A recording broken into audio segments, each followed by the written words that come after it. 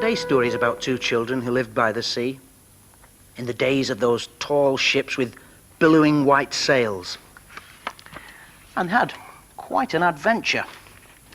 Once, many years ago, there was a boy called Jack and a girl called Nancy. They lived with their father and mother in a cottage at the seaside. From the bedroom window, they could see the sailing ships at sea.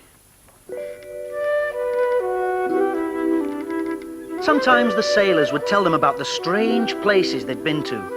Once a sailor showed them a parrot in a cage and told them about the jungle, where it was always hot and where parrots flew about among the trees. "I wish we could go there," said Jack. One day, Jack and Nancy went out for a walk on the cliffs. Nancy carried some buns and some apples in a handkerchief, and Jack carried his father's big green umbrella. When they sat down to eat, they felt a few spots of rain, and Jack put up the umbrella. At that moment, a great wind began to blow.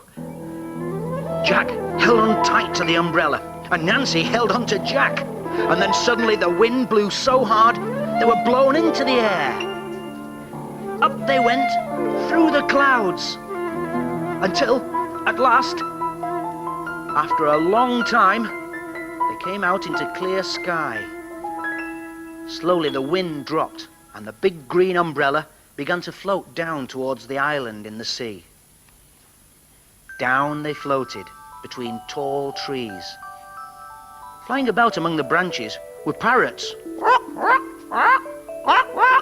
just like the ones the sailors had told them about. They landed on the ground with a bump, and when they looked up, there on top of the umbrella was a big parrot. Jack and Nancy set off through the jungle, and the parrot went with them, sitting on the handle of the umbrella. Before long, they came to a little stream. In one place, the stream became a waterfall, and they had to climb down over rocks to get to the bottom. In the end, they came to the sea, but there were no people and no ships to take them home, and so there they had to stay. Each morning, they ate fruit from the bushes and drank water from the stream. They swam in the sea with the fish. The water was quite warm. At night, they climbed onto a mossy branch and went to sleep. And every day they kept watch, hoping a ship would come. But days passed and no ship came to the island. "We shall never see our home again," said Nancy. Then, one morning, there was a ship out at sea. Jack shouted, and Nancy shouted, and the parrot screamed. He made the most noise of all. The ship stopped, and some sailors got into a little boat and rowed towards the shore. They hadn't expected to see anyone on the island, and they were amazed when they heard how Jack and Nancy had got there. "You must come on board ship with us," said one of the sailors. "We'll take you back home." Jack and Nancy sailed home on the ship. For the meals, they had salt pork and very hard biscuits. The sailors sang sea shanties for them and showed them how to tie knots in pieces of rope. When they got back, the sailors rowed Jack and Nancy to the shore. Their father and mother were overjoyed to see them, and you can imagine how happy Jack and Nancy were, after all their adventures, to be safe home once again.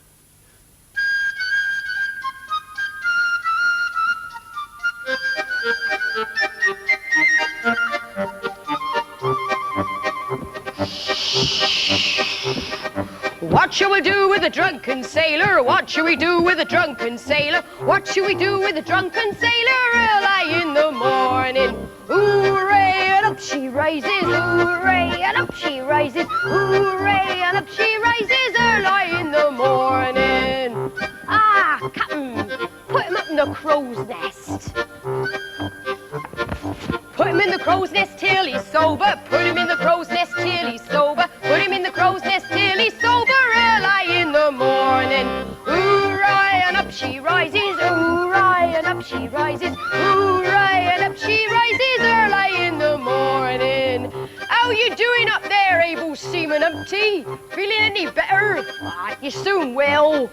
Ooh, hooray. hooray, and up she rises, hooray, and up she rises, hooray, and up she rises early in the morning.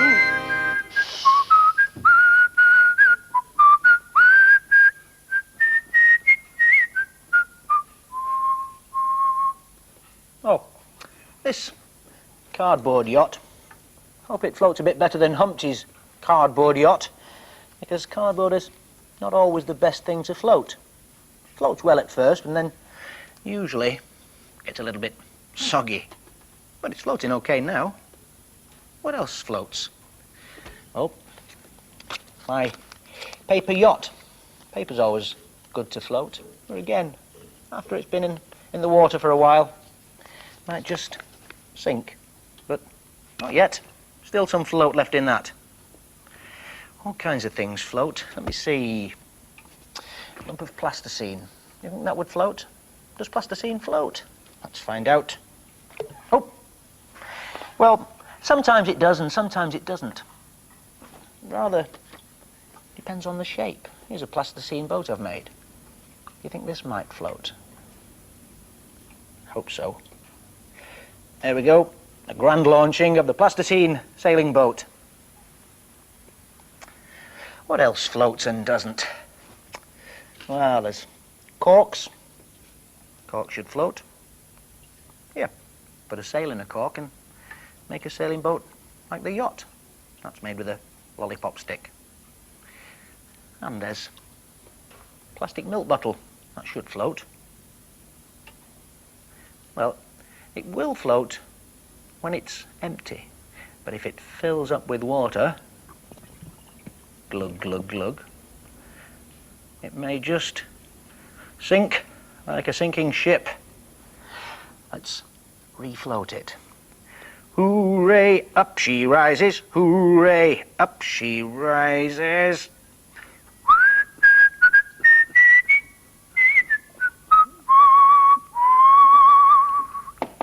Cuckoo, you in there? Oh, what's this? Another message? Wonder what it says. It's a tongue twister again. She sells seashells on the seashore. The shells that she sells are seashells, I'm sure. Have you heard that one? See if you can say it with me. She sells seashells on the seashore. The shells that she sells are seashells, I'm sure. She sells seashells on the seashore. Shells that she sells, seashells, I'm sure. It's a very difficult one, Cuckoo. You got any more for me? I wonder what this one is. It's another sea one. A swan swam over the sea. Swim, swan, swim. Swan swam back again. Well, swam, swam. Oh, that's all right. Have another go. Swan swam over the sea. Swim, swam, swim. Swam, swam back again. Well, swam, swam. Swim, swam, swim. Swan swam over the sea. Swim, swam, swim. Swam, swam back again. Well, swam, swam. I think it's time to tell the time, don't you? Can you see what time it says on Cuckoo's clock today? The long hand's pointing straight up, so that means it's something o'clock. And the short hand's pointing to the number 9. So today the clock says 9 o'clock. Now I think I'll send these tongue twisters off as a message in a bottle to trick someone else. It's time for us to go now. Goodbye.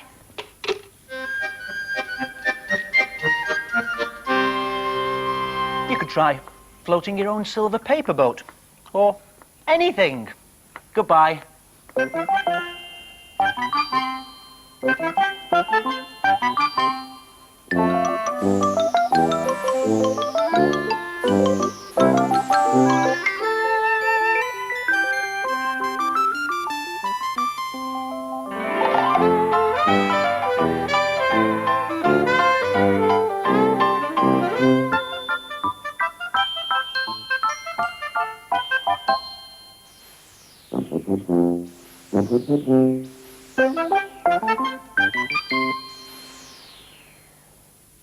You see Liz talking about a message in a bottle there on Play School, which was a hit for the Police, and just by coincidence, it is Stuart Copeland's birthday today. And he is 35 years old, so happy birthday to you, Stuart. And Desmond Dekker was 46 today. And Desmond Dekker had a song called The Israelites. Whoa, ho, ho, ho, ho, ho, ho. I won't sing any more of that, don't panic. Your birthdays for today, far more important. This one actually came to Philip, but never mind. On the 16th of July, please say happy birthday to my daughters. All these people, there's lots of them. Jane Horn, Her friends Fiona Wilkie and Alexander Clayton and her cousin Geraldine Horn, who all shared the same birthday. Send lots of love to them.